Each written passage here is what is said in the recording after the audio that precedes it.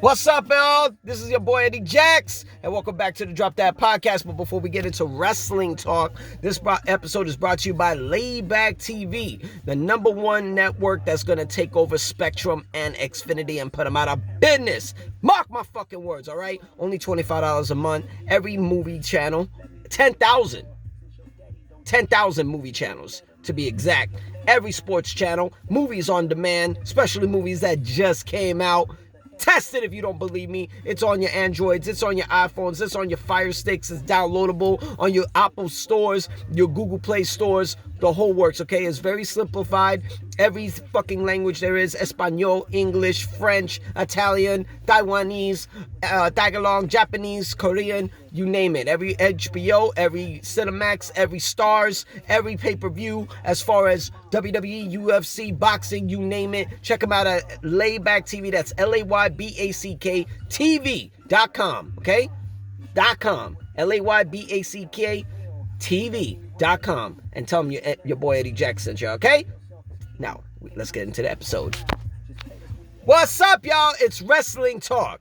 Wrestling Talk. I wanted to let it marinate. So much happened on Monday Night Raw, and I wanted to let it marinate to see what Smackdown was going to be. And holy shit, we're just fresh off of Clash at the Castle in Scotland, and look what has occurred on Monday Night Raw and Friday Night Smackdown.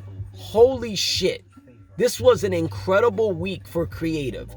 Salute to Triple H and the entire creative team over at WWE, because this is phenomenal. This is most talked about of Raw, most talked about on SmackDown since the storyline with the Bloodline and Cody Rhodes leading to WrestleMania. This has been an incredible setup. If they took 2 months to create these storylines after Backlash in France, King and Queen of the Ring in Jeddah, what was the next one? Clash at the Castle in Scotland. Okay, after all these PLEs, and they're getting ready for Money in the Bank that's going to take place in Toronto. Look at everything. This would have been me thinking, oh, you're getting ready for SummerSlam. No, the PLE that's next is Money in the Bank, and they're already getting shit started. So let's not waste any time. Monday Night Raw was incredible. Okay, Monday Night Raw. So we finally got the debut of the Wyatt Six. Now, if y'all did y'all research, y'all saw, rest in peace to Bray Wyatt. He was introducing Uncle Howdy last year. I guess the cat is out of the bag. It's it's actually portrayed by Bo Dallas, Bray Wyatt's brother, but he's doing an incredible job as Uncle Howdy.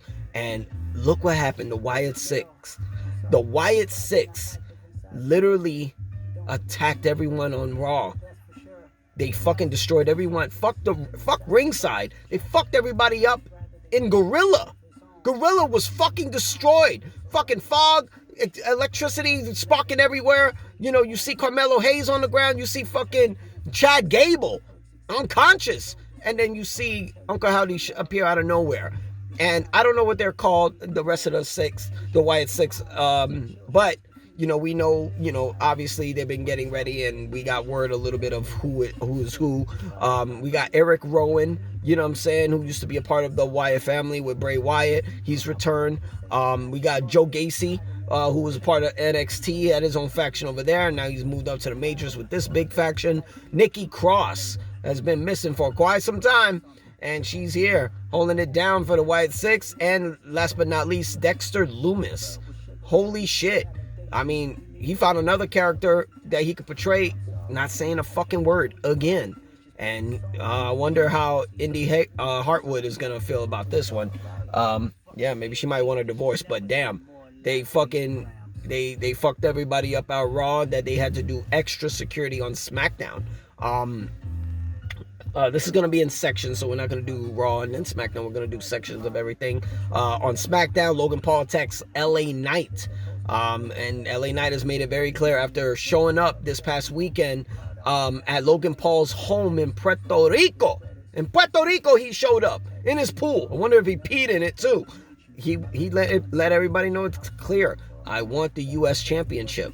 I don't think they're going to do it at Money in the Bank. If they do, they're going to try to drag this storyline as far as they can. I mean, SummerSlam is coming in August, and it's going to be live at the Cleveland Browns Stadium, which is the hometown of Logan Paul. So it'll be interesting to see how they're going to let this story play out, because next week on SmackDown, Logan Paul and LA Knight, also with Santos Escobar, is going to be a triple threat to qualify for the Money in the Bank match, Money in the Bank ladder match. So let's see how that goes.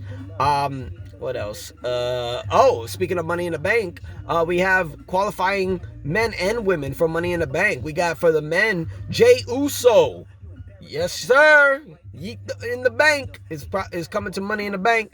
And Carmelo Hayes, both qualified for Money in the Bank. And as far as the women goes, Io Sky, last year's Money in the Bank winner, Io Sky, former WWE Women's Champion, and Chelsea Green.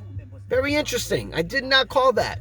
You can see on X, formerly known as Twitter, I picked Michin to actually qualify. I thought she was more qualified for it, but it turns out Chelsea Green has found a way to itch right into the qualifying match and go get through. Now she's a part of Money in the Bank ladder match. So shout out to Chelsea Green on that big win against Michin and Bianca Belair.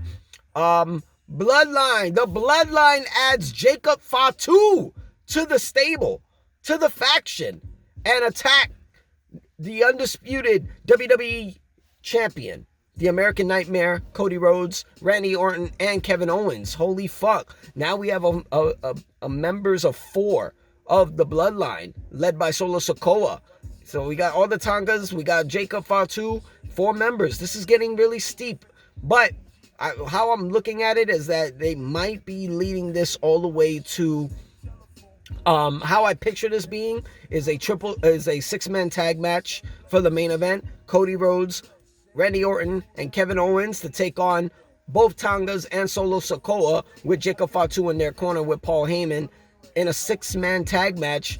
And I kind of feel like they're gonna make the Bloodline win, so it leads to not only make the Bloodline win, but lead to Solo Sikoa pinning Cody Rhodes to possibly be main eventing SummerSlam, where Solo Sikoa will challenge Cody Rhodes for the undisputed WWE Championship. Why I said that? Because they did this somewhat similar storyline back in '96 when Shawn Michaels, the Heartbreak Kid, was WWE Champion, and one of the In Your House pay-per-views, it was Shawn Michaels, Ahmed Johnson, and Psycho Sid in a triple threat match, 6-man tag against the Man Called Vader, British Bulldog, and Owen Hart. Rest in peace to all 3 of those guys. And Vader got the pin on the world champion, which was Shawn Michaels, that led to SummerSlam, Shawn Michaels versus Vader. So I think this is where they're leading to. And if it is, cool, but I think it means it's going to lead to something else after SummerSlam. I don't think Solo Sikoa gets the win, but I think it leads to something else. But I can't wait. I got patience, and we see what happens. And last but not least, Drew McIntyre, coming off his World Championship match, main event in his home country in Scotland against Damian Priest, which he lost due to disguised as a referee interference by CM Punk, quits the company on Monday Night Raw. And I did mention, I didn't mention this, I did it behind the scenes, but Drew McIntyre quitting after he re-signed with the company 3-4 months ago is pretty odd to me, but this was a perfect setup where he quits on Raw, and then CM Punk made it known on the press conference for Clash at the Castle that he was going to be at Smackdown. That's going to be live from the Allstate Arena in Chicago, Illinois, his hometown. And he showed up at Smackdown, CM Punk, but then gets attacked by Drew McIntyre. Drew McIntyre sideswipes everyone by quitting on Raw, and then shows up surprisingly on SmackDown to beat the living shit out of CM Punk. Left him in a bloody mess, carried out on a stretcher. Holy shit. I am more hyped up about this little rivalry between Drew McIntyre and CM Punk than I was 4 to 6 months ago when it all started. I think Punk's going to be cleared. Drew's already cleared. He's done. He's good to go. I think this is going to be a good lead up to SummerSlam. I would like to see Punk get a match on Money in the Bank, but who knows? But I can't wait. But That's all we got for the Drop That Podcast, this episode for Wrestling Talk. I'm your boy Eddie Jacks. You can find us on youtube.com/@DropThatPodcast. Hit that subscribe button, like the page, enjoy the conversation. We doing big things, and we're getting sponsored by more people, and we're in talks to get our second sponsor. Okay, stay tuned. See you soon, and we are out. Cut!